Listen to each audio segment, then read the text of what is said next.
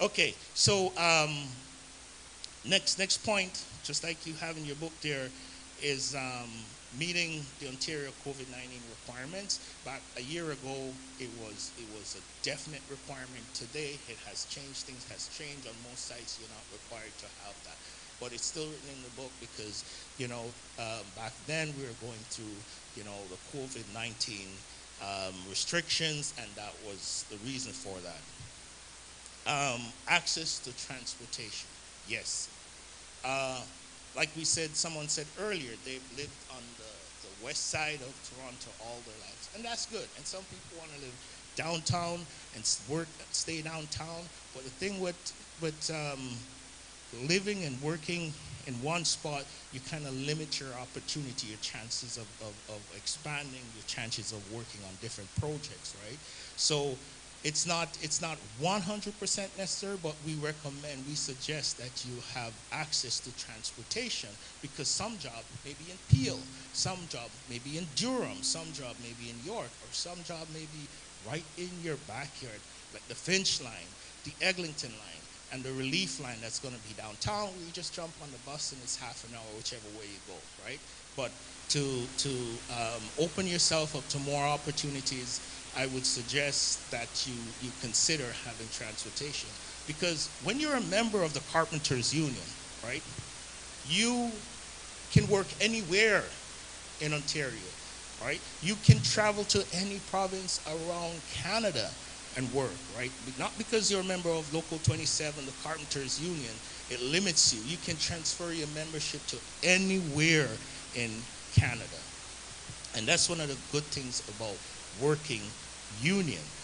Before I go any further, I wanted to stop for a bit and let Raquel tell you about one of the reasons ultimately why you sign a contract of apprenticeship, right? Why you go to school 2 months once a year, and why it's important to complete it because ultimately she's going to tell you um, what you will we recommend or what ultimately you want to do after you sign a contract of apprenticeship. Raquel, come and take a second and tell us about the certificate of qualification, Raquel.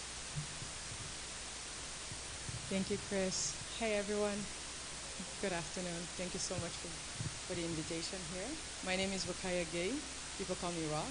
And I'm from Senegal, so I'm one of your neighbors. So really happy to be here. So when it comes to the apprenticeship program, I am a carpenter. I'm part of the Carpenters Union Local 27. I'm one of the members there, active, and I'm doing my apprenticeship right now. So my apprenticeship, usually you need 7,200 hours. So just complete 1,800 hours per year or per term until you get the 7,200 hours. But you could really challenge it, if I may say, at 5,600 to get your red seal. And that certificate that Chris Campbell is talking about, it's a qualification certificate that is recognized in Canada. It's like a license. And from there, once you get it, you'll be able to work anywhere in Canada, in US, or in the world. And you're qualified. It's recognized by the government, and that's what I'm really working towards to get.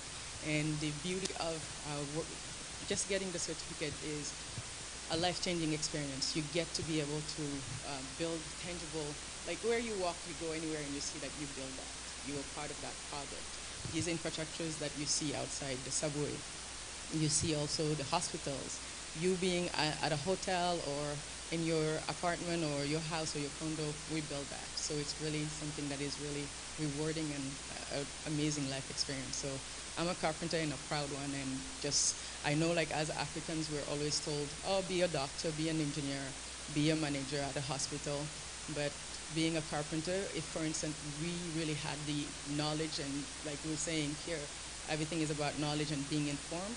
Being part of carpenter is something that you can't take away, and you get to make anywhere from 100,000 to 150 as an apprentice. And if you have your business at the side too, you can. So I'm gonna definitely tell you the type of work that we do. We have scaffolding, framing, we have siding, you're doing drywalls, like the walls, building the walls, the layout, paneling, millwork, trim, scaffolding. That's what I do. Like I used to be terrified of height, but now, and most people are, but now I'm able to glide on the scaffold at 100 feet or higher.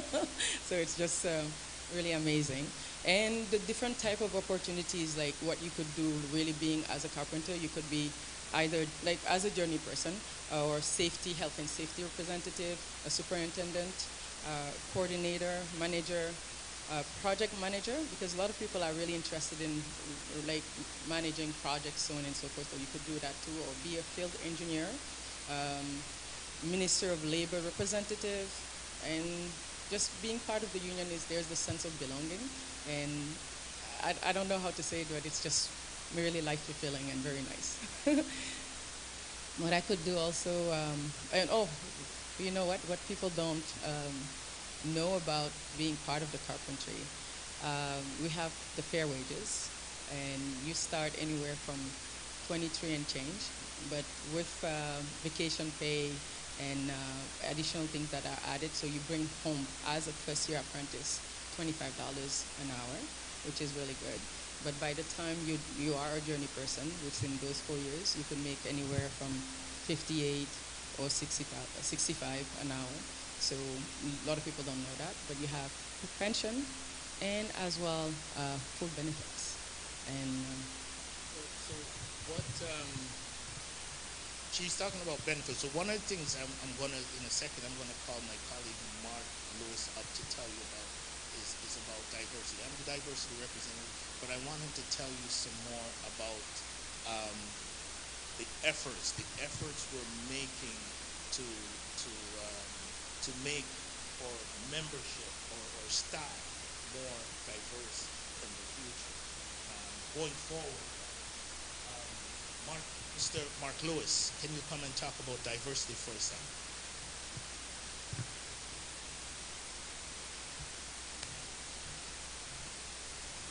Thank you. Thank you, Chris, and thank you, Rakaya. I didn't know I was going to come and speak to you this morning until about 10:15. So I will talk about diversity in a minute. But I want to start with where you started this morning. You came here to worship the Lord. And Chris and Rakaya and I are truly blessed that you invited us to worship with you. And what I want to tell you is, it is inspiring, and it makes me want to praise my Lord and Savior Jesus Christ when I hear the minister at the front say that we are here to worship the Lord in this building. But my faith, and the faith that we try in our union to live every day, is we don't just worship the Lord for a few hours one day a week. We worship the Lord when we go out and do the things that we do. And as the minister said, when God spoke to Moses and said, "Build me a tabernacle, build me the temple in Jerusalem," he called to him skilled workers from the land, because you truly worship the Lord when you build this building in which we can all gather and experience that fellowship. And you truly worship the Lord when you build the schools that our young people can go to and be educated. And you worship the Lord when you build the hospitals in which our doctors and nurses can work so hard to treat us. Because it is those skills which allow us to do everything in our lives. And that is the inspiration. In our union, we have people of many faiths and people of no faith. But that spirit of wanting to help and embrace and come together to do the right thing while we are helping each other is what drives us forward and what brings us out here today, where we are so blessed to worship with you. So I just want to thank you for that from the bottom of my heart. And I'm going to tell you this, and it will be short and sweet. As you can tell probably from the way I speak, I also am an immigrant to this country. I come here from Britain. So you have somebody from Africa, you have somebody from the Caribbean, and you have somebody from Europe. But in our union, we are one. I am proud to call Rokhaya my sister. I am proud to call Chris my brother. Because in our union, we also take inspiration from the gospel. As Jesus said, you will embrace the stranger as yourself. You take in the stranger and you make him family. And that's what we do in our union. And that's what we urge you to do, to help us do out there in your community. There are young people who need direction, be they from Africa, be they from the Caribbean, be they from Asia. There are women and men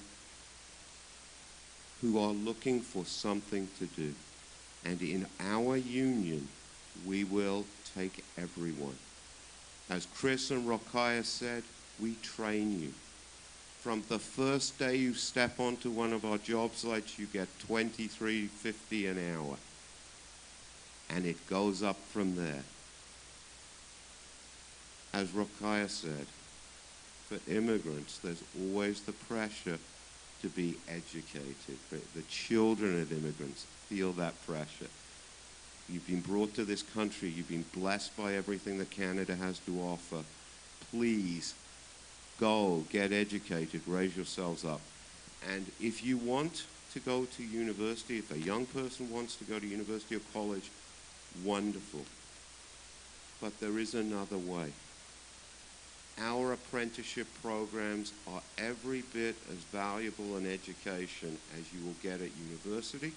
And I can see some heads nodding because we have some journeymen here, journey persons here, who know that it is true education when you're out there learning on the job sites. And one thing in a community like this, and in times like this, and we have to be realistic, if you do an apprenticeship, you have no student debt at the end of the day.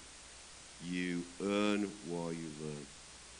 And like I said, it gives you the opportunity to build the community in which you live and to look at the mark that you have made on this city every time you drive past one of those schools or one of those colleges or one of those churches or tabernacles or synagogues or whatever it is you have built. And you can say, God appreciates honest labor. And when we give honest labor doing his work, we truly worship him. So thank you so much for your time, and I am blessed to be here with you. Thank you, Mark. And I do echo the same sentiments, right? I do so much, and that's why I'm here, because I want to see, us folks, my community, take advantage of all these opportunities that's happening right in your backyard. It's for you to take advantage.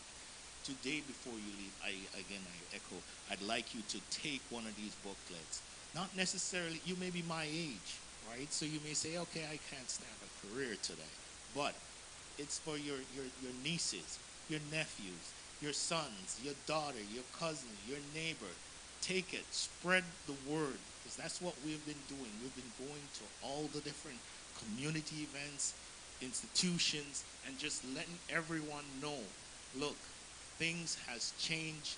We're open, we're more open, we're more welcoming at the unions, my unions, right? And I've even gotten calls from other local union representatives that says, Chris, because of what we're doing at the carpenters, other major unions are following suit to open the doors to you more, to encourage you to take advantage of these opportunities. I'm not standing here today and tell you, look, it was a bed of roses all the time, and it was a perfect world. But going forward, let's build on this, spread the word that we're here, we're open for business, and we want you to come and start a career with us.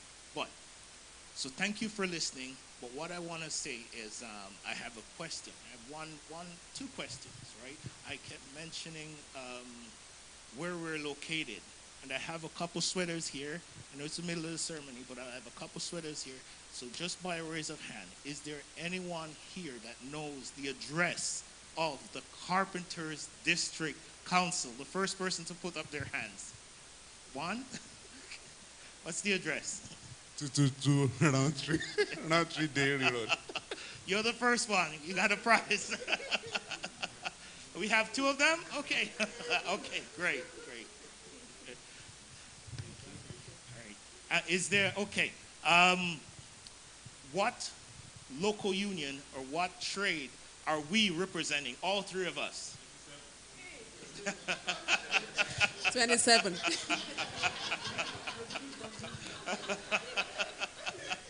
Local 27. Okay, we have two winners. Two winners. Thank you so much for having us. And grab a few booklets, a few handouts, and keep in touch. Whatever we can do to collaborate, to work together in the future, you just give us a call, send us an email, and let us know. Mercy, thank you again.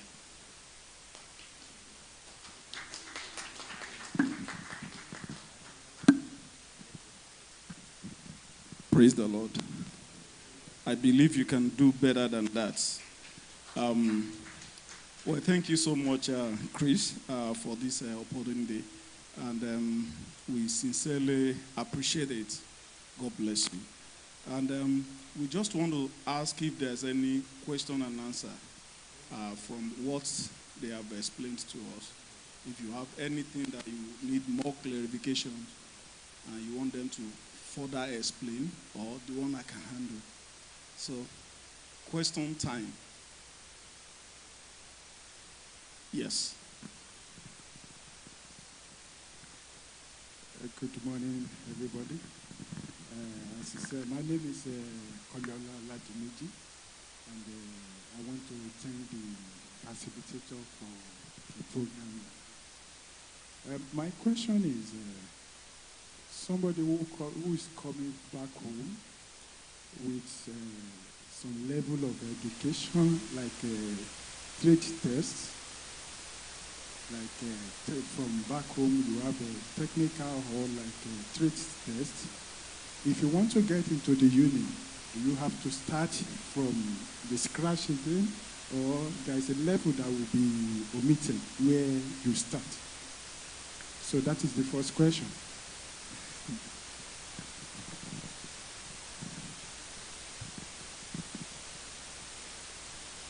Thank you for the question. If you come to the union with experience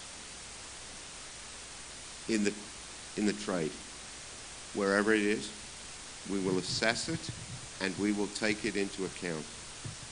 And we will place you where you should be within the scale. So you do not, within our trades, within carpentry, or we have our other trade, which is drywall, you do not have to start at the bottom just because you are newly arrived in Canada. So we will give you credit. We will make sure that you go in at the right level. We will make sure that you get the right pay rate. And that includes, because a lot of immigrants to Canada from Africa do very skilled apprenticeship programs before they come to Canada, that includes, we can automatically qualify somebody as a journey person carpenter within our union if they have the skill and the work experience that merits that. So I hope that answers your question. Thank you.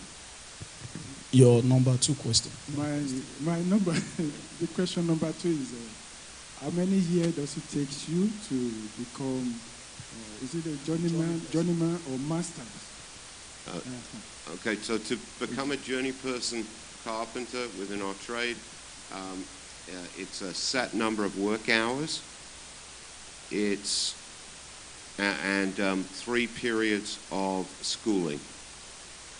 It is scheduled to take you 4 years, though with the economy the way it is now, people can do it more quickly because they can get the working hours in.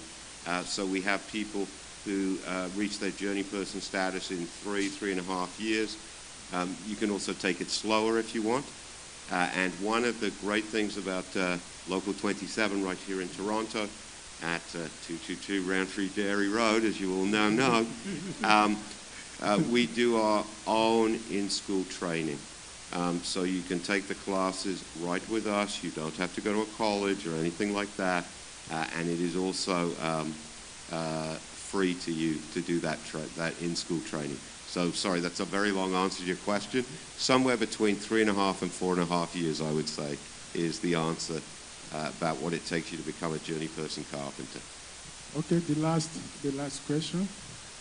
This is a carpentering union, one of the trades. Do you have a connection with other trades apart from the carpentering union?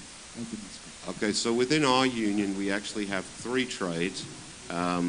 So we have the trade of general carpentry, which would be, as you'd probably imagine it, putting in place the doors, building buildings and so forth. We also have something called interior systems, which is putting up this stuff, the drywall, and doing the ceilings. And then lastly, we have the trade of floor layer, which is putting in flooring and carpeting like this, usually in commercial or institutional buildings. So we have those 3 trades within our union, and then we also have good connections through our involvement in the broader community with all of the other trades. So the electrical trade, the plumbing trade, and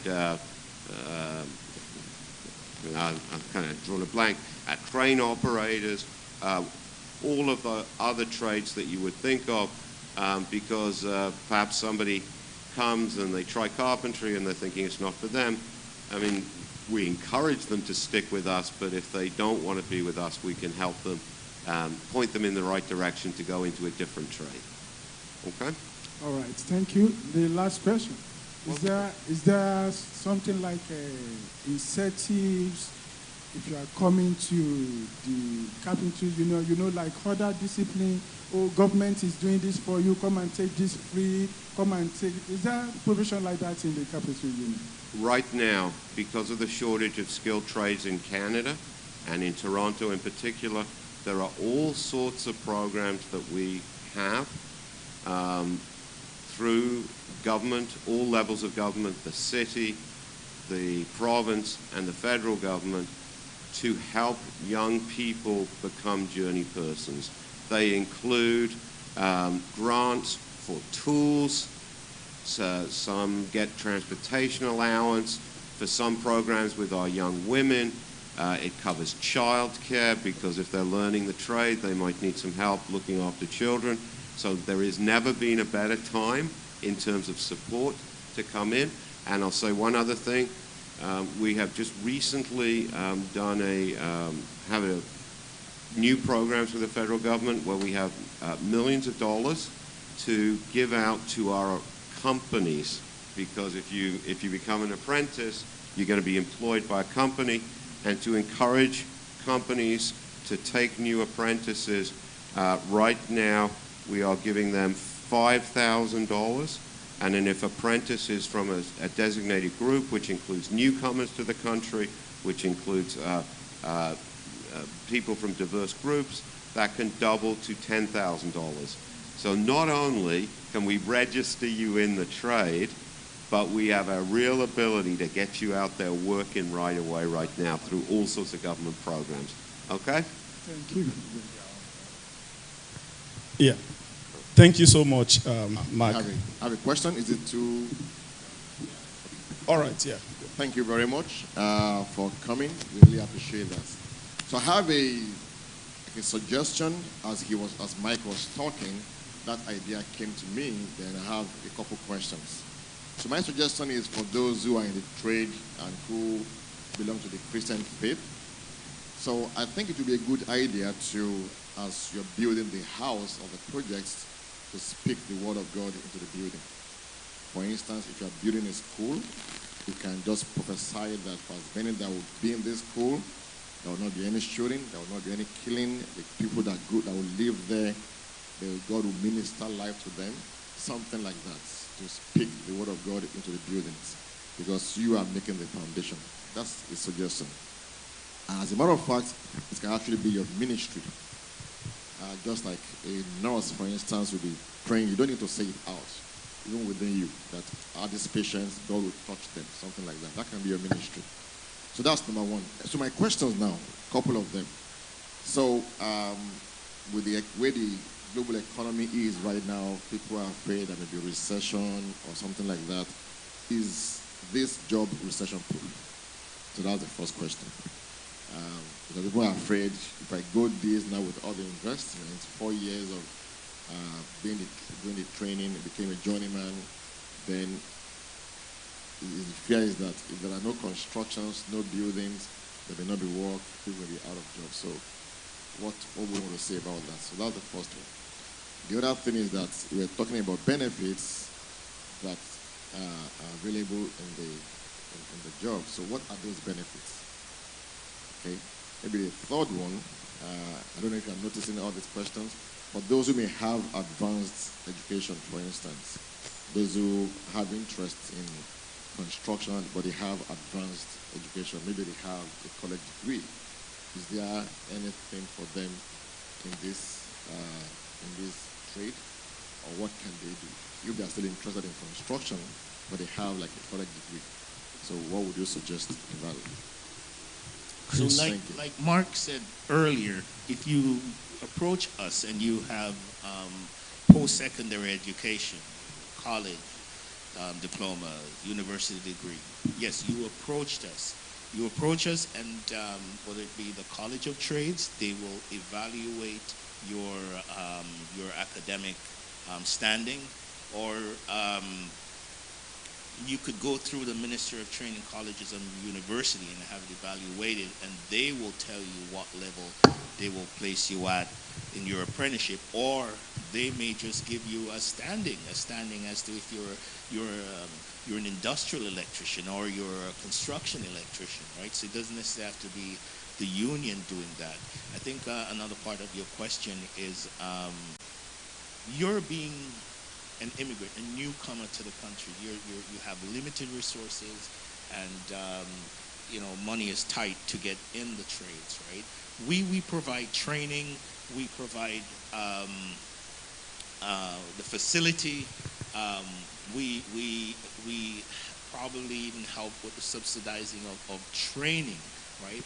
But for you coming in, like a new person like me, sometimes we need help with basic stuff, maybe, or boots, with pair of shoes, not the one from Walmart, but a good pair of shoes. You're looking at about 130, 150, because you're going to be standing all day long, 10 hours a day in that shoe. So you need something that's comfortable. You need winter clothing. You need a hard hat. You need tools. Tools cost hundreds of dollars, right? You probably need like Mark says, daycare, which maybe the government will take care of depending on the circumstances. You need transportation, right? You're a newcomer. You can barely afford to pay rent, never mind to pay $10 or whatever it is for transportation to and from work, right?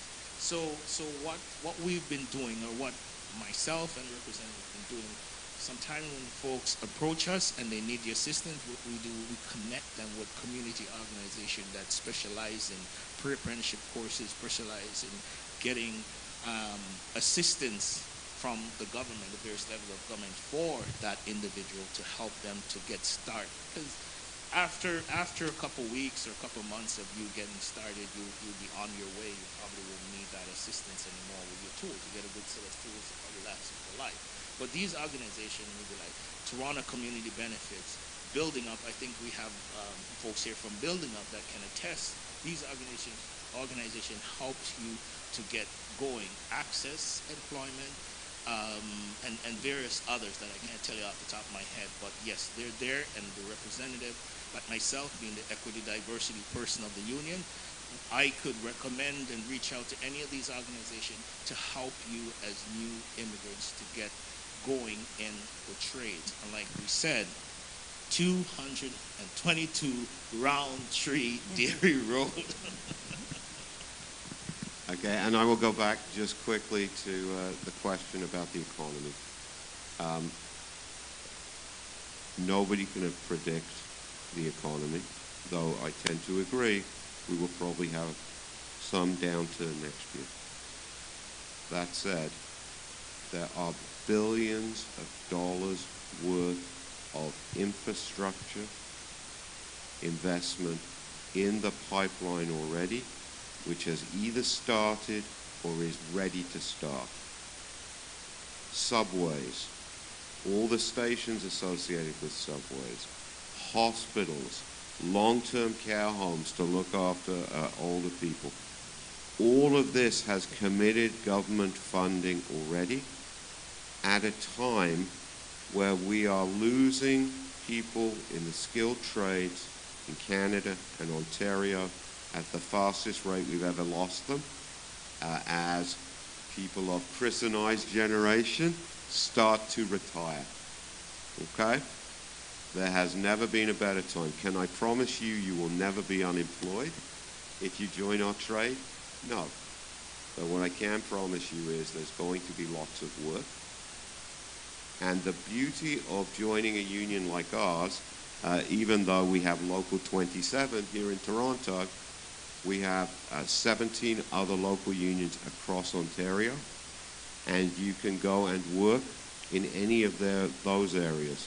So for example, if things get tight building houses here in Toronto, there are billions, and I do mean billions of dollars of gold mine work, for example, going on right now in Northern Ontario. And you can go up there and work and live in a camp for 2 weeks, and then they fly you back to Toronto for a week, and then you go back up north for 2 weeks. So are there tougher times coming? I think so. Does that mean if you join our trade now, you're going to be unemployed? Nah, there's so much work. Okay? Yeah. If you don't mind just adding one quick question. By nature, a lot of people from where we come from, we like to have our businesses to be self-employed. So by joining this union, is there an opportunity for you to have your own business? Yes, and this is one of the great things about being a skilled tradesperson, is that you learn the skills that allow you then to have your own business. And we have hundreds of our union members right here in Toronto who have their own businesses. Sometimes they do their own work through their own businesses on the weekends, you know, when they're not, say, building Sick Kids Hospital, they go out and they renovate basements and things like that. We have union members who have gone on to found their own companies, some that have now become huge companies and employ lots of our members, but they still remain members of our union because that's where they got their start. And then within certain of the industries we represent, having your own company is built right into the structure of the relationship we have. So for example, if you do trim carpentry, if you put the boards, the doors, the baseboards, the cupboards in a house, that's usually done by one person who owns the company, and then he has people who work for him, but it's all under the union's collective agreement, so you get the union rates, and you get the benefits, and you get the pension. So yeah, if you want your own company, we encourage our members to start their own companies and get out there and do the work, because we know that creates more work for everybody else. And in addition to that is, remember Rockaway says earlier, you complete your apprenticeship, you do your apprenticeship, at our union office, right? There's George Brown, but we do it on a much grander scale. The thing is, when you're doing your apprenticeship, you're not just, not that anything is wrong with that, building like a handyman. You're building and you're following the Ontario building code one step at a time. Everything you do in our intermediate class, where you build a house from the foundation, the floor joist, all the way to the rafters on top, to the shingles on top. You build it according to the building code. I find, even back then, after myself completed it, my confidence level went from here to here. Back then, you know what I did? I registered a little company in Toronto, and on weekends, I had my truck, I just threw my tools in, and unless I choose to, I've always had calls on a Thursday, Friday, and have something lined up for Saturday. As Mark says, a lot of our members didn't just start their business or they went back to working for someone else, but a lot of them went on to become multi-millionaires right here. And they're still members of our union. That's their foundation. But they own some of the biggest concrete formwork companies. You drive downtown and you see the CIBC tower going up. Those are our contractors, and some of them are our members who started from scratch, working with their sons and their family members. And today, 30, 40 years later, they're multi-billionaires. So yes, there are opportunities there. Also too, I'm not in this edition, but maybe a previous edition, we also had a page where we acknowledged the African Canadian Contractors Association. We work closely with them, ACA, for those who are interested, ACA. So if you're a contractor, usually I recommend that you network with that organization, and they provide support to help guide you to become more successful in growing your business in the construction industry. So hopefully that helped. Yeah, thank you so much. Before I take another question, quickly, please. If you have these materials with you, this specific material, please turn to page 3. Page 3 of it. Someone asked the period of apprenticeship here. So it is stated there, the first year, you have to do 1 hour to 1,800 hours. That makes you a first year apprentice. The second year is 1,800 to 3,600. That's the completion of the second year. While the third year is 3,600 to 5,400. Then the fourth year, which qualifies you as a journey person, is 5,400 to 7,200. This is stated to be completed within 4 years. You can do it a little bit earlier or a little bit later. So, for clarity, please. Another question. And wait, before you go, on the same page, it states the different sectors that you're trained on. And when you attend the apprenticeship classes, and you attend apprenticeship classes for 2 months, 3 times. Some folks do it back to back. Some folks do it 2 months every year. It's up to you, and it's up to the availability of the classes at the union or the community colleges, right? So pay attention to this. This is a very important information. And like we said, if you have any other questions, reach out to us or stop by 222 Roundtree Dairy Road. Next question. Yeah, next question, please. You claim to have your union at number 222 Roundtree. Now, I know you have an office. I've not been there. But my background of union back home, I know you run your office too. How do you generate money to run an office?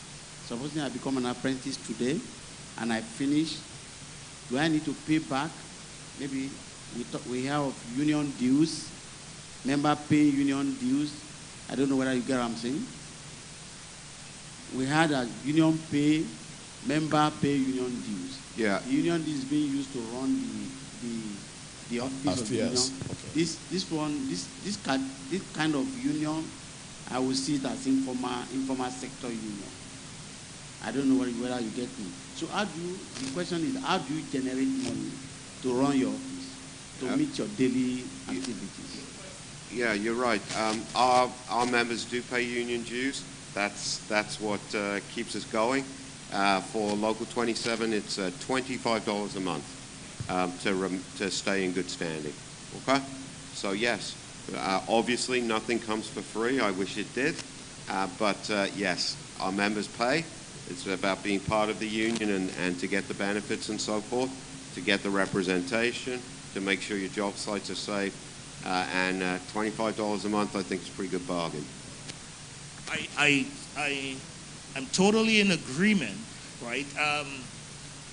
If you're unemployed or if you're new to the union, it may seem like a lot of money, but I want you to reflect on this. You're a first-year apprentice. The average first-year apprentice, if you're good at math, today it will be about $25 an hour, right? Plus benefits, plus pension, etc. Right? So $25 an hour times 40 hours a week. How much is that? 1,000. So you're making 1,000. You probably take off 200 for taxes. So that leaves you with 800. 800 a week times 4, right? 4 8's 32. So you're making approximately 3,000. If you're making 3,000 and you're paying 25, all of a sudden the 25 is not such a big number. And a big thing to that is, I always explain to the folks, at the end of the year, right? In February, you get a tax receipt to claim the $25 a month back when you do your income tax, and you get a big portion of that money back into your pocket, because we're a non-profit organization. So it may seem as a lot of money as a first year.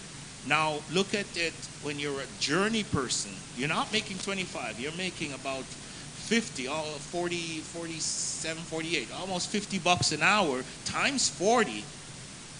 And then you times that 4 weeks, then the $25 a month becomes this much, right? So, and I think, as far as I know, our union dues at the Carpenters Union Local 27, 222 Roundtree Dairy, we pay some of the lowest union dues in the industry, if I may say so. The lowest. You can compare us to any other institution where we have the lowest union dues. So hopefully that helps. I think we had a hand up at the back. Hi. My question is that are we allowed to have multiple unions, like being a member of multiple? So for instance, I belong to a particular union, Cube 79. And if I intend to probably change career later on in the future, am I allowed? Yeah, we have no problem with people being a member of a different union. I can only speak for our union. If another union has a problem with you being a member of us, I don't know about that. But yeah, if you're in QP 79, you probably work for the City of Toronto then, I assume. And they're a very good union. But you could also be a member of ours and learn the trade if that's what you want.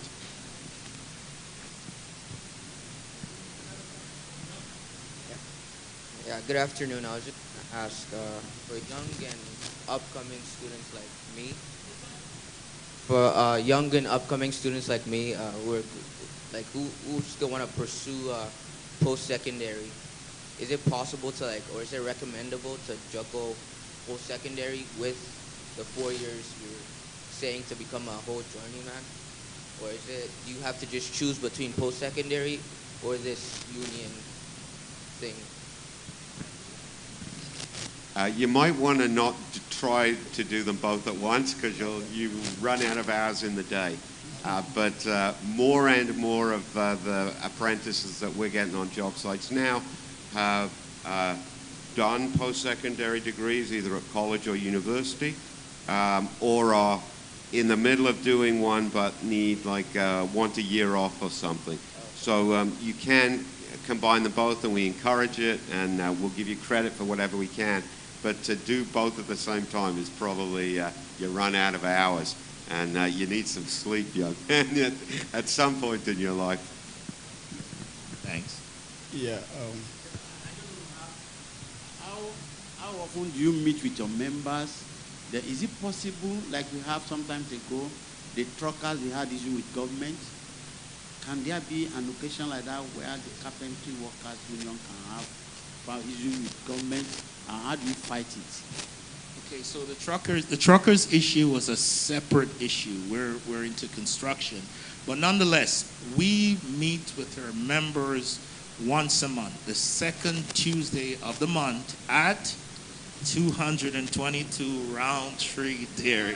We have our general meetings. At our general meetings, we go through, a list of stuff, whether it be correspondence coming in, whether it be our members who have issues they want to discuss, maybe from our job site, it may be from their community, you name it. But once a month, you can attend the meeting and, go to the mic, just like we're here, and express yourself. But if there is an immediate issue that you want to bring from your job site, or whatever concern that you have that's from our industry, just reach out to one of the representatives, right? You have access to it. You have the list of representative, myself also, Mark, or even Raquel, and we will direct you to the representative and take care of the issue. We make ourselves accessible. Just like we're here today on a Saturday, we will make ourselves accessible to deal with your issues, and that's how we operate. We're a membership union. Our members are very important to us. Does that help? And then the other half of your question, sir, we do have a political department to our union and a political direction. So we meet regularly with all levels of government, the cities, all across Ontario, the province, and the federal government. From time to time, we get to meet, and different levels within each of those governments. So from time to time, for example, the Premier will come to our union hall to talk to us and our members about issues. We've been lucky enough to have the Prime Minister come on 2 occasions, that I can remember at least, to come and speak to our members. And they don't come because they necessarily like us, or they want to, or they agree with us on everything. They come for the same reason I'm trying to get young people to come into the union. They come because they realize it's our members who built the country, and our members are vital to the economy. So yeah, to answer your question, obviously politics is important, and we play the part, and we meet with government, and we try and do what we can. Yeah, Brafemi. As it was explained from the beginning, I want to ask the assistance given to the being an apprenticeship, is it automatic, or is something that maybe one have to drag or beg for, or inside the program? Then my second question is, if to become an apprenticeship, what does it take to become an apprenticeship from beginning? Okay, first let's talk about the assistant. Myself and Mark will tackle that question. The assistant. In terms of tools, I'm trying to say. In terms of tools, Yeah. I think you probably weren't here earlier, but like we said, if you're new, just like I was new 35 years ago, if you're new, the union works, if you contact us, the union works with several community organizations that's government funded. That's what they're there for, to help you to get into the construction industry, where they provide pre-apprenticeship courses, where they provide possible tools tools that cost hundreds of dollars when you're starting off. They get funding to take care of that. Last one I dealt with last week, we went out to, MJ and I, one of my colleagues, went out to Hamilton, and this organization called Skilled Ontario, or Skills Ontario.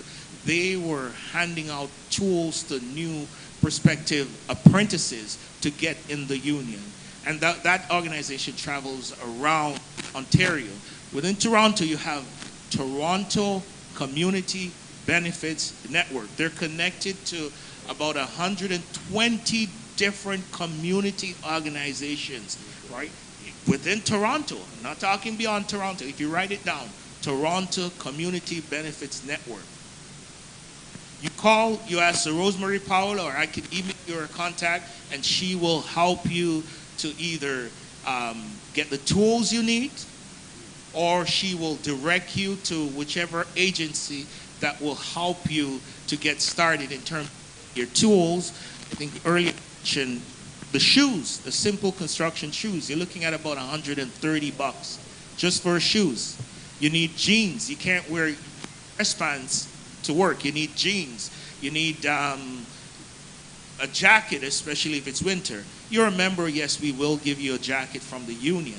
You need hard hats. You need other accessories to get going. So yes, we help.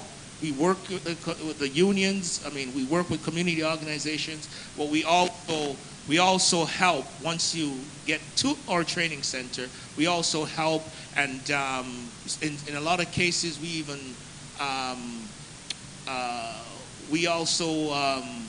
cover the cost of training that you need to start the basic carpentry training or specialty training that you may choose to get in. Either we cover it, or either community organizations cover it. So I think at this point, because of all the support you're getting from all three levels of government, it's so easy now to come in if this is what your son or your daughters are interested in. I think you had a second part to your question. Yeah, so in that case, it means there's nothing like maybe registration fees to get started, or any form to pay to be in the union.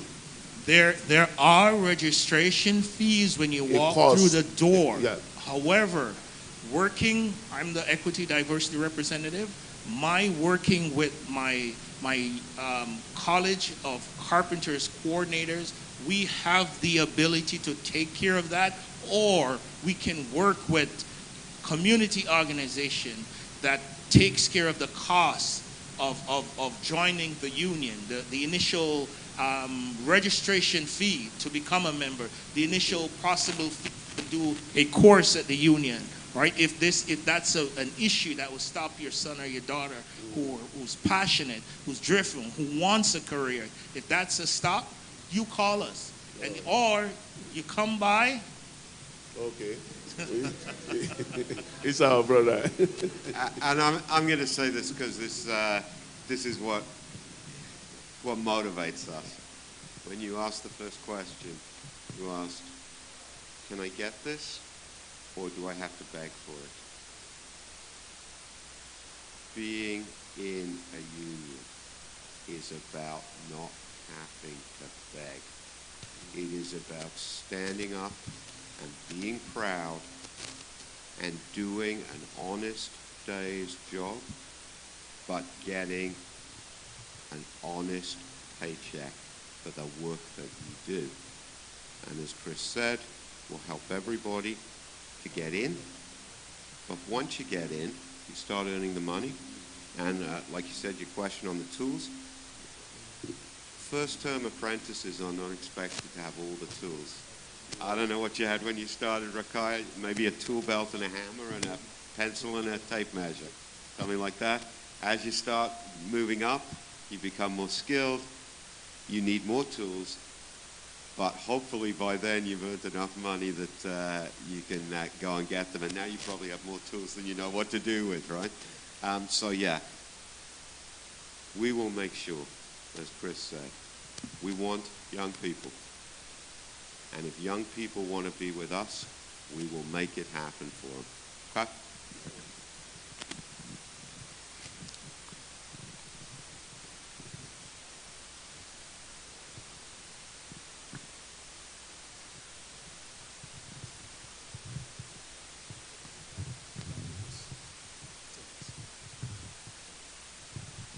Good afternoon, everybody.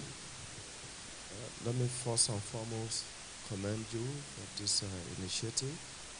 And within the short time I came, it's been very educative for me and very informative as well. And going back to Nigeria, where I come from, I see a lot of gap. We just go into this trade without a formal training, no formal skill acquisition. We learn on the job.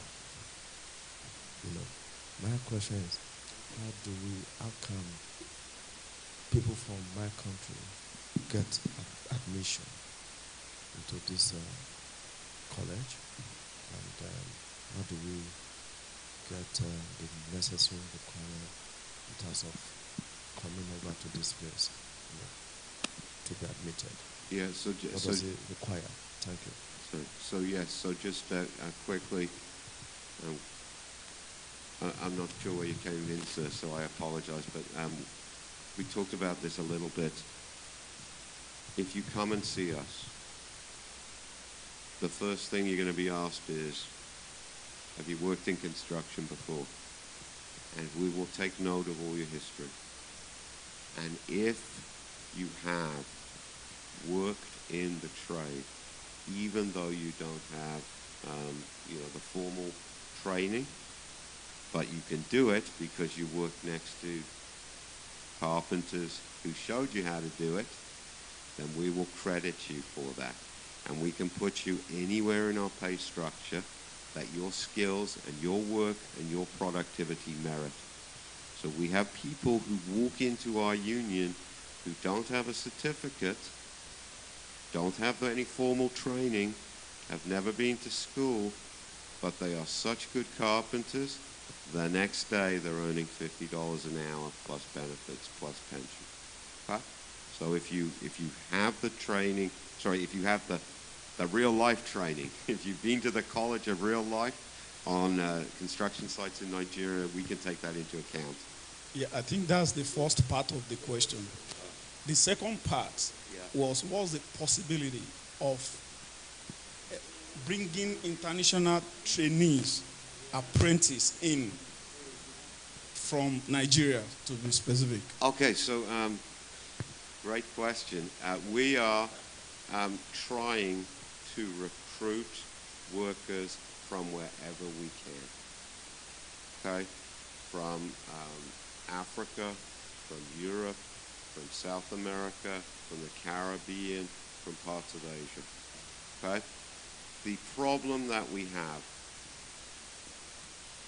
right now is for maybe 30, 35 years, Canada's immigration system has stressed or given more value to academic education,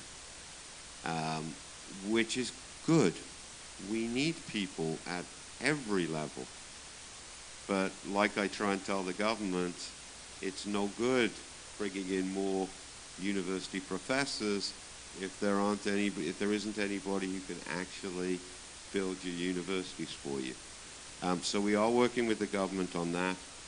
Right now we have a number of our companies who are willing to sponsor people, because sponsorship on temporary foreign worker visas has to be done through companies. But we are working with the government to see if they would let our union and some of the bigger employer associations do the sponsorship so we can bring in union members. We'll see about that.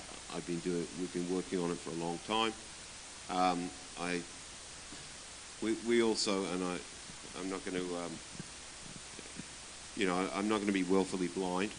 There are a lot of people working in construction, including a lot of people in our union here in Toronto, who are working in construction who are undocumented or underdocumented. And we're working very hard with the government to try and get that legalized. But we are trying. It is possible to try and get people in to come here to train. I guess please help us when you guys speak to the broader community to try and make sure that Canada's immigration system is fair for everyone who wants to come and contribute to this country. So that's all I can say on that. Thank you very much. I'm very familiar with the process for bringing in foreign workers. It goes through Service Canada at the approvals, be sure that it's been advertised and certain regulatory approvals. But what's key and the opportunity here is that even for those coming from, let's say, Nigeria, who have the requisite training, they've been exposed to technical training, they've worked in constructions and all that. Are there schools that are accredited that maybe by liaising with your union that can be a catchment for those people? So one sec. When they get here, Yes. once they Oh, get they have to get here. But how about, do you have schools that are affiliated or that are accredited with your union that can be the gateway? You know, we have to create a pathway for them to comply with the requirements for them to get to Canada first. Okay. Yes. So that's what I'm trying to find. So that's a good question, because right away for me, I was gonna tie it in with my Caribbean culture, whereas when folks call me, because I do get calls from the Caribbean, when they call me, they explain their experience, etc. I usually says, okay, get a letter from your employer back home explaining what you do, what trade you're working in, and what experience, give me an example of your day-to-day task, right? That is, if you're talking your years of experience, that's before you get here. And we also from a Caribbean, and I'm from the Caribbean. We myself, because I'm from there, I grew up there, I have an idea of the different institutions, the larger institutions, what accreditation they have, etc.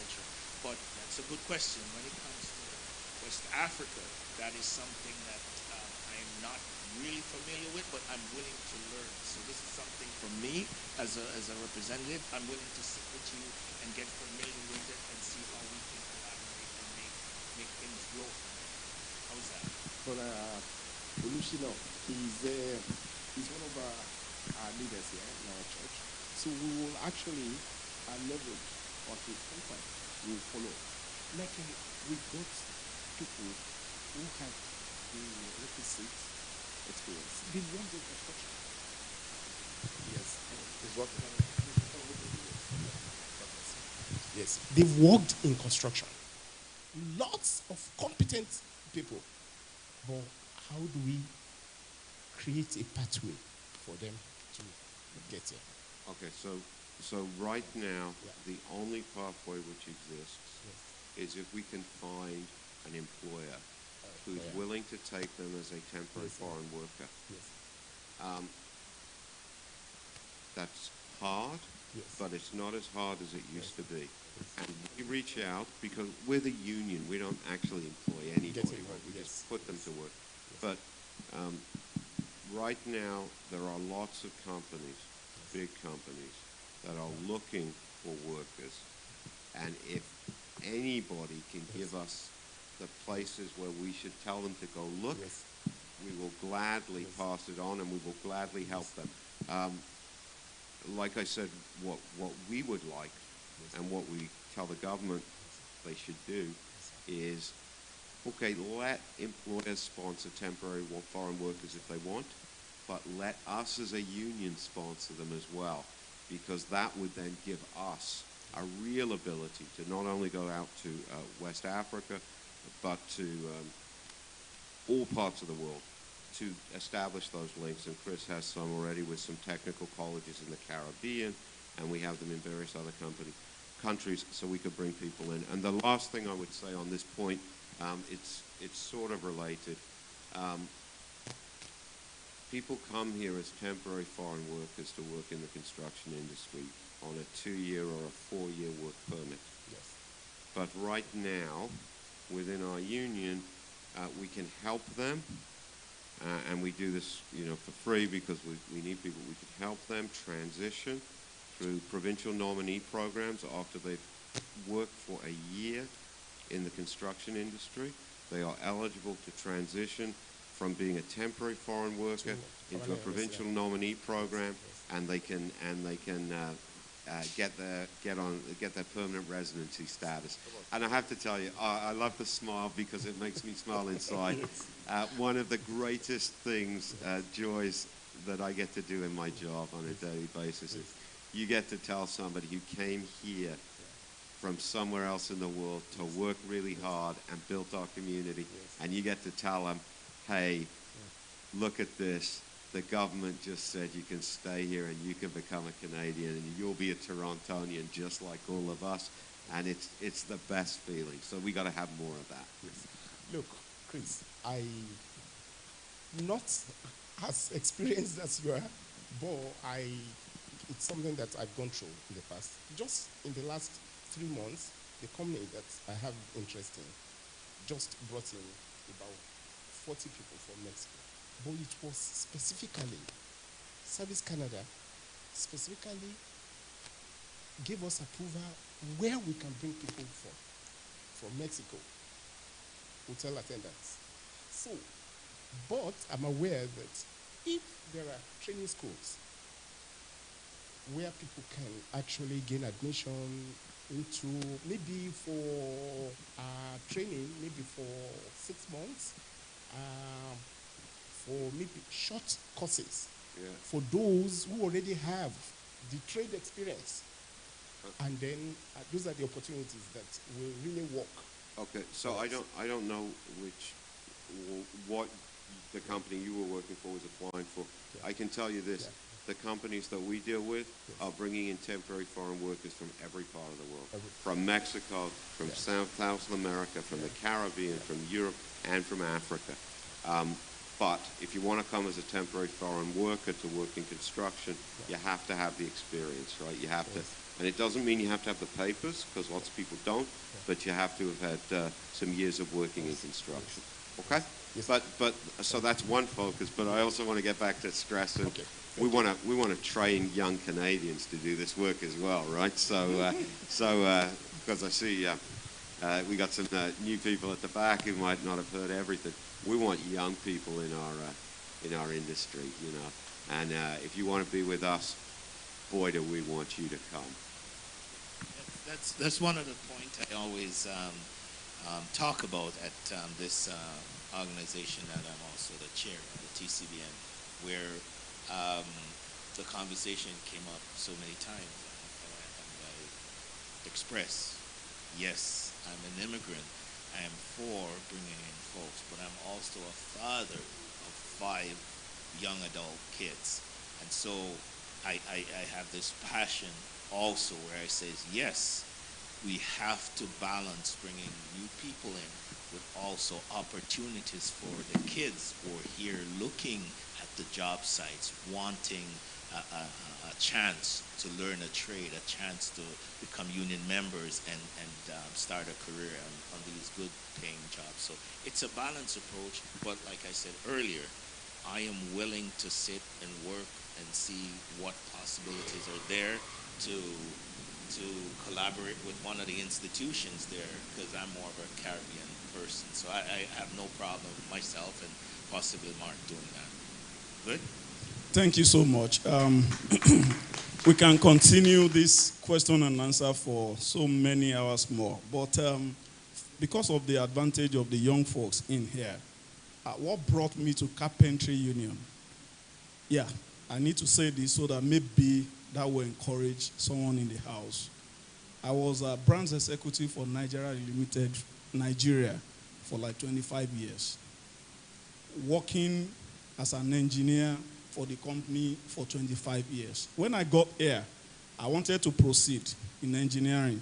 The first question is Canadian experience.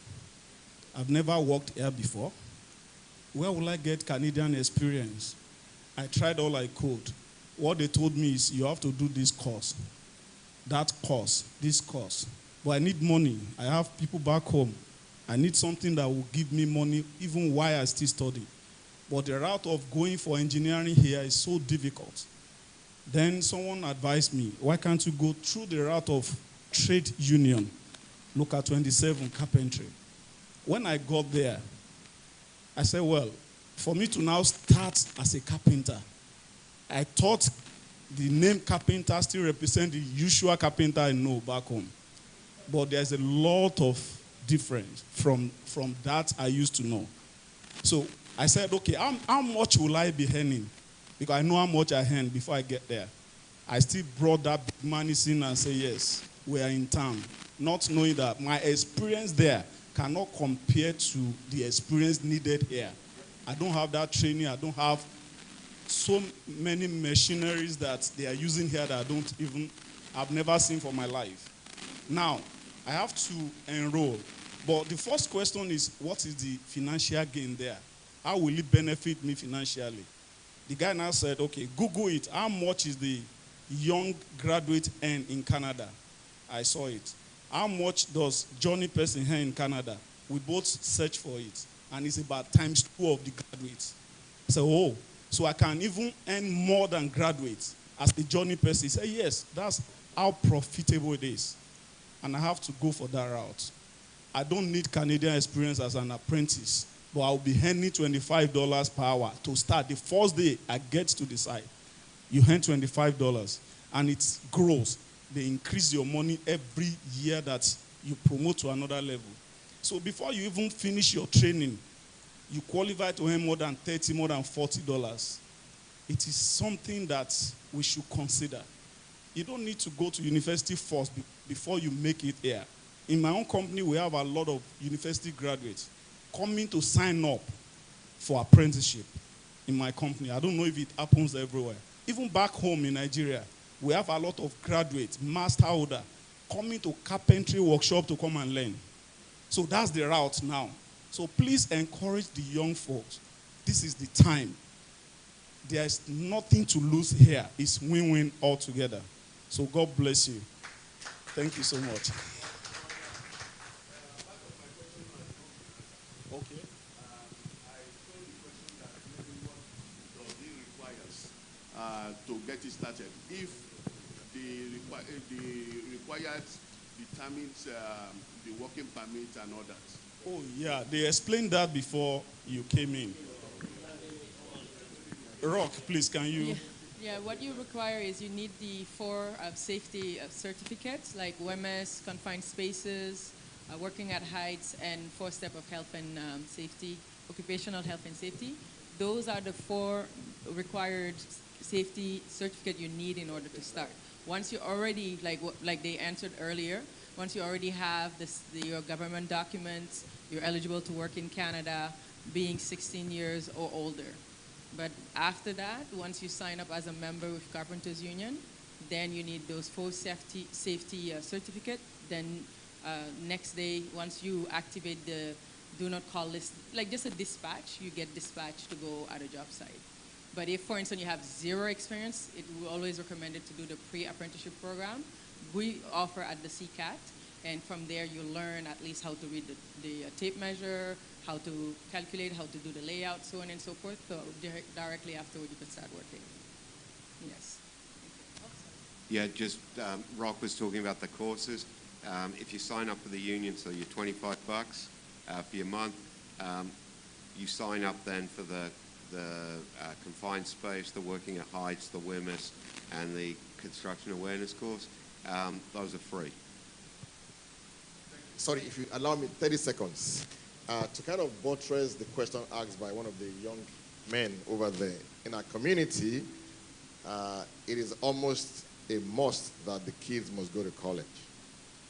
That is a university. That is almost a community. So the question is there a way to combine both? What is the pathway to combine both? Should they do the apprenticeship first, then go to college and become managers later on? Because every family in our community would want to have their kids go to the university. Yeah, so I would just say the answer is going to depend on the particular circumstances of each family and each young person. If they are ready and willing to go to university to start that first, and they are able to, then I think that's probably the pathway they want to go.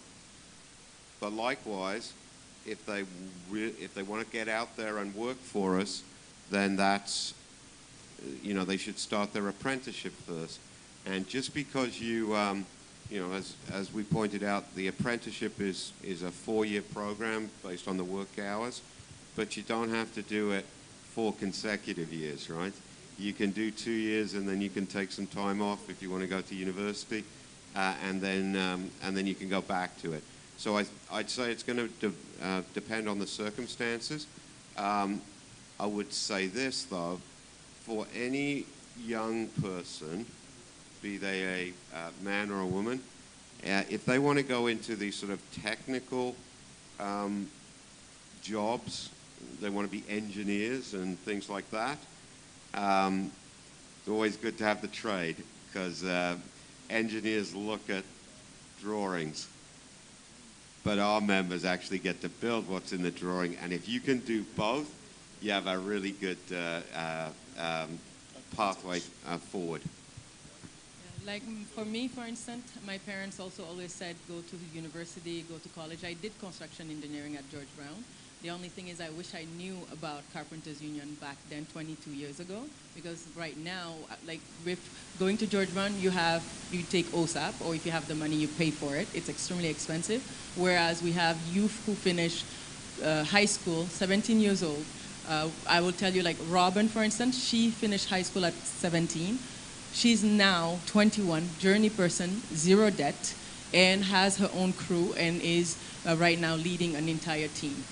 And being a journey person and Red Seal also, she got her qualification certification, which is just going to university. The difference is as an apprentice or as a carpenter, you're earning as you're learning. You're at the job site learning, and also you're earning, you're getting paid. I know, like in our culture, we're consistently talking about going to university, be a doctor, but it's the same thing.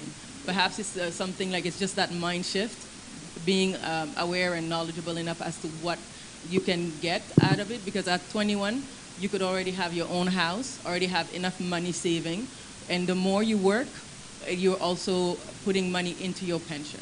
So you have more money into your pension, and at the same time also, you're able to get upgrades. You can go also do any other studies that you want to do.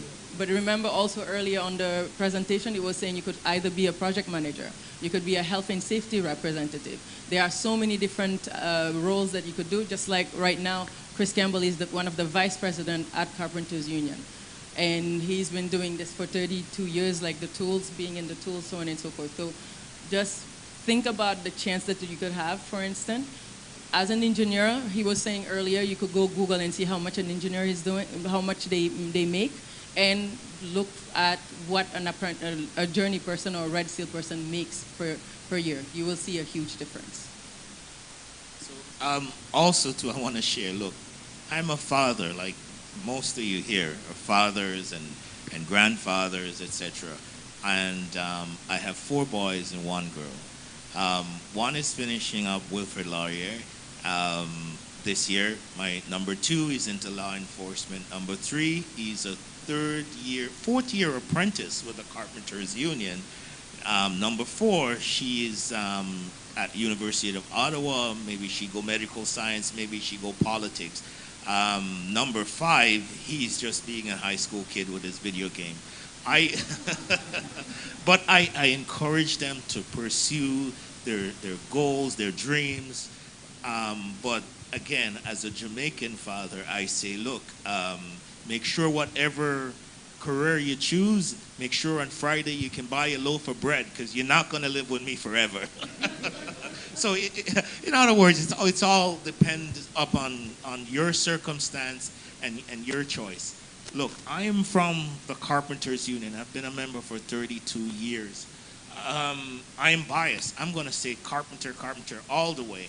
However, there are 20 odd different construction trades that are out there. If you want to see them and they're registered trades with the government, just go on the Service Ontario website, Service Ontario, and put apprenticeship trades, and you see all the trades, including hairdresser, including nail technician, including being a baker, etc. They're all there, right? And if you want to see a list of trades, I don't have it with me, in the construction trades, just you could send me an email.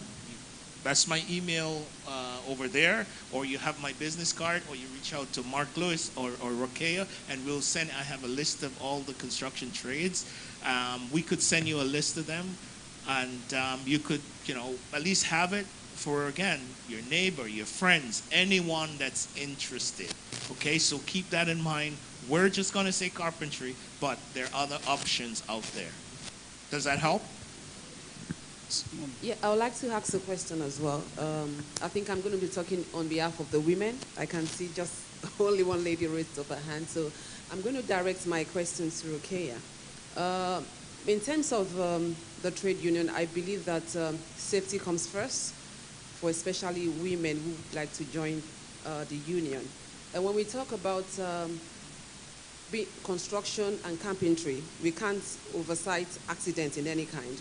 So whoever is going to be joining the union, are they going to be insured for the duration of the time they are going to be with you, or are they going to be responsible for any accidental insurance in any way? That's an excellent question. When it comes to joining the trade, and particularly in carpentry, we do have training. So you need to do those health and safety training so that at least you are as liable, however, and so also liable. Oh, can you hear me? Oh, sorry. When it comes to health and safety, should I repeat everything? Yeah. So what I was saying is, when it comes to carpentry or general carpentry, the trade that I registered in, we have the health and safety training that we need to do. Those health and safety training gives you information where you are aware. It's a awareness, safety awareness, where you get to learn your surroundings when you're at the job site, so on and so forth. When you're talking about insurance now, with the being a member, there's the life insurance that you have. You're covered, but you want to make sure that also. What is great is, I'm just trying to think, really think. Sorry. When it comes to being at the job site, you have the health and safety representative that is on site. You have the foreman. You have the journey person. So you have people who are there making sure that you're safe, but also what you've learned and then what you being taught every day, so that everyone around us are safe, and then we go home every day. I don't know if that answered the question. Maybe you want to ask. So are we insured by you, or we have to insure ourselves? So we do have coverage. We do have health coverage, like we spoke about earlier, benefits coverage. Just like working in an industrial setting, in law enforcement, healthcare, or teaching profession, after a certain period of time, it'll take, usually for us, it's equivalent to about 3 months. Then the following ones, you would be in benefits. But you have to have worked first and finished that period of time that's probably equivalent to a probationary period. And then after, you'll be given or sent a letter, a notice letting you know that you are now in benefits. Benefits, whereas you're talking about health insurance, if you were to fall to your death, heaven, God forbid, which we hope will never happen, or if you lose a finger, etc., you have coverage with our insurance company called Manuel Wilkins, which is underwritten by Manulife, I think it is, and also you're also entitled to WSIB, right? And this is throughout the industry. It doesn't matter what trade you're in. But I could get into the details of it after, if we want to talk later about it. But yes, After you've worked approximately 3 months, the following months you will be in benefits and you will receive a letter confirming that you're in benefits. Where again, you have an accident, your family or your next of kin or whoever you register as your beneficiary will have funds to get. Yeah, just to make sure there's no confusion.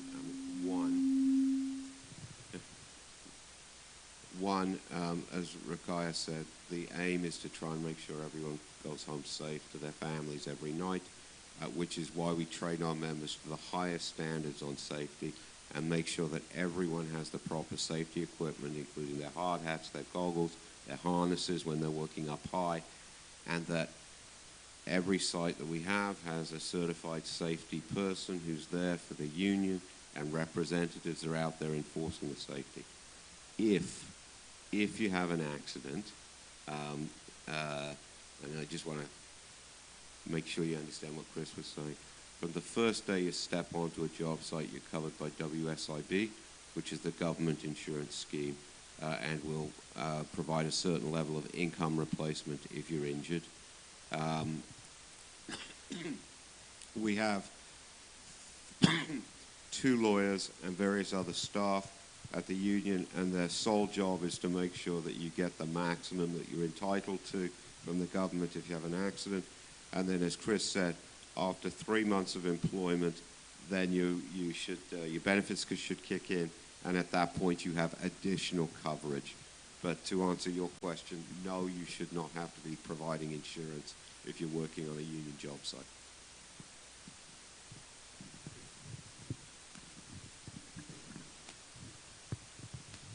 Any other question, please? Well, I think we have tried today. Well, just like the last one, when Chris was discussing, he mentioned some organization that can help individual contractor. I just want you to give us the name of the organization again. Thank you. So we were mentioning earlier that the African Canadian Contractors Association, ACA, right? That's the Contractors Association that a lot of our members have signed up with because they've registered their companies. Again, when you become a member and you're confident, it's up to you at that point if you want to work as a carpenter, just like I did for 17 years, or you want to go register your business. You're confident now. You step with a little bit of arrogance, because hey, I can do anything. I can build anything. So yes, some folks, they register their business and start soliciting work, right? Start even soliciting work from the city of Toronto on their projects that's happening. Because even Crosslinks, they hire small contractors like yourself who may be wanting to do maybe a little bit of formwork, a little bit of drywall, etc., right? So yeah, they have accommodation on these massive projects for black-owned companies, right? Minority-owned companies. So yes, and again, I would encourage you to Google the African Canadian Contractors Association if you're interested, and get involved with them. I think the contact person there is Stephen Callender. Reach out to him. He's a very open-minded person, and I think they got established about 1.5 years ago, and they even get funding from the government to assist in teaching you, training you how to help you to establish your own business. So keep it in mind, Afro-Canadian Contractors Association, ACA. So hopefully that helps. Another question. But last question, please. Last question. Very last one. Yeah, I just have a quick question about the apprentices. I know there's a lot of government funding and all that to help, fund the apprentices. But I was wondering, is there any scholarships or grants available to individuals? Yeah, so just real quick, so you don't need a scholarship, right? Because the whole point of being an apprentice is you're going to go out there and start earning. But there are government programs and grants to help you get set up if you need tools, if you need safety footwear, sometimes you need help with transportation. There are lots of government agencies or community groups that we work with every day that we can get you some funding for that when you first start out. And in terms of different groups, there are different funds available. So, for example, right now, if you're a young woman and want to get in the trades, there's a lot of funding for things like daycare, because childcare, because that's obviously an issue. But yeah, you don't need a scholarship. You come to us, everything's free in terms of the schooling. But in terms of getting your tools and stuff, there are some grants that we can put you in touch with and get you off the ground. Wow, thank you so much. Thank you. Yeah. We have a lot of materials with us. There are a lot of useful information here. Please, let's find time to go through them. There are a lot of questions that we cannot really treat now, but you found the answers here in all these materials. So welcome Pastor Babadele to help us round up. Thank you. Thank you very much. Whenever time you came, I trust that you found this session very, very interesting. I hope so much information, as I always say, much information is available, and also I hope there's no information overload. But if there's information overload, we are blessed to have Brother Olushina, Mr. Abolanriwa in our midst. As we say, we can always go to him to direct us to the union and the resources that will help us answer most of the questions we have. Right now, just to recap in closing, I just want to emphasize that let us understand that this body, the Carpenter Union, is look at it as a pointer. It's like a kind of universal pointer that can take you into different aspects. Educational development, training, other resources available through government, like all those, like people are asking for grant, which you are qualified for if you are not, and also how you can get started, especially when you have doubts. This seminar, we've actually called it The Future of Professionals in Skilled Trade. To address few things, Pastor Gungbe asked a question, if this is recession-proof. But I will tell you by experience that there are some jobs. I have also coached some people. I advised them. 2 weeks ago, I said, nobody has ever, there's no need regretting your career or the choice or part of career you've made. But as you see trend of things these days, you begin to evaluate what are those jobs you are doing. What is your profession that can be completely taken over or offshore, that can be outsourced to Asia, that you will not be able to hold in second. The whole team is dismantled in organization. Is this part of such job? No. Even though Mike cleverly answered that he cannot provide assurance. However, it's true. But there are some jobs that we should start looking at now.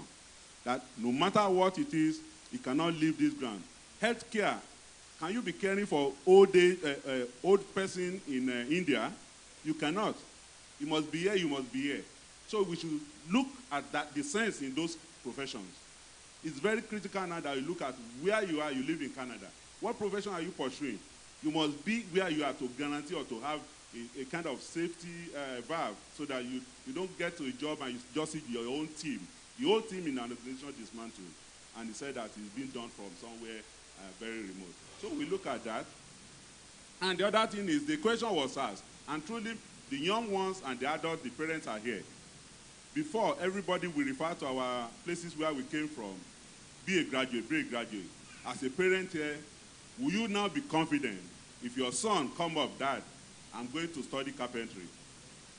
Will you now be saying, I fully support you and back you because I see success before you?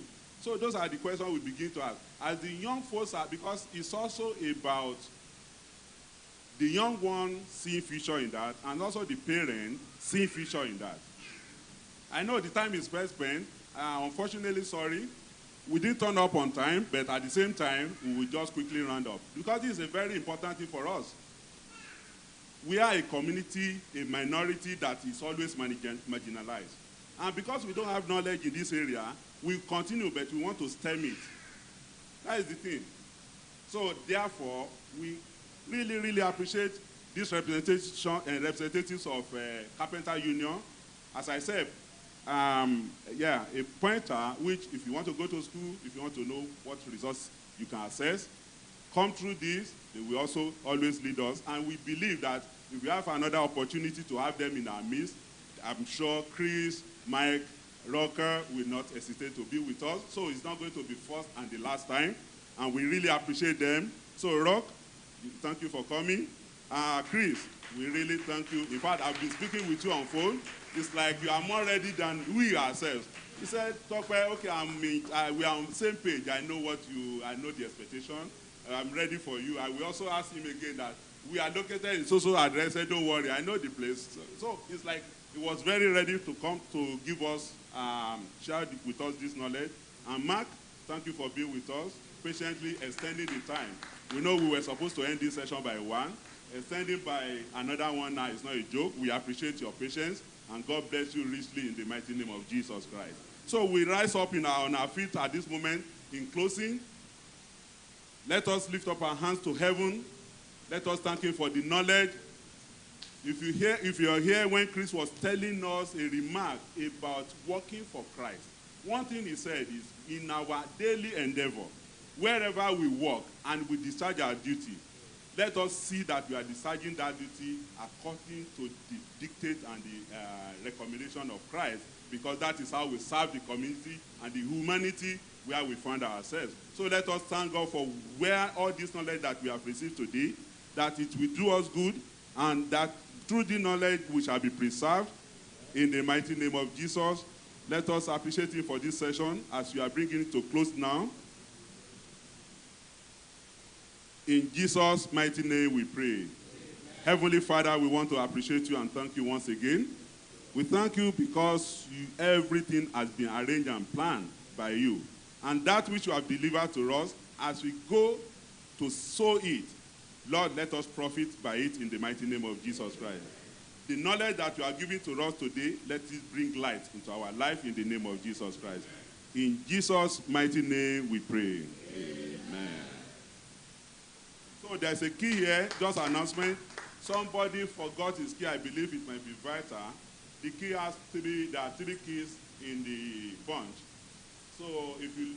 Let me hear you say, there is nothing you cannot change. CMCM Canada 2022, our year of harvest. We have labored, we have prayed. This is our year of harvest. Toronto CMCM Canada comes alive again with the 4th CMCM Canada Annual Convention 2022. Theme, God's Harvest. Day 1, Prophetic Night of Harvest, 1770 Albion Road, M9, V1C2, Unit 41 at Etobicoke. Date Friday, September the 2nd, 10 p.m. to 1 a.m. Day 2, Facilitated Session 1, Seminar titled The Future of Professionals in Scale Trade, 1770 Albion Road, M9 V1C2 Unit 41 at Etobicoke. Date Session 1, Saturday, September the 3rd, 11 a.m. to 1 p.m. Session 2, Family as a Tool of Harvest, Eagle Women, 3 p.m. to 5 p.m. Day 3, Convention Thanksgiving Service at Woodbine Banquet Convention Hall, 30 Vice Regent Boulevard, Rexdale, Ontario, M9W 784, 9 a.m. to 1:30 p.m. Ministering Prophet Peter Abiola Adebisi, Pastor Mrs. Folashade Olatunboso Adebisi, and other anointed men of God.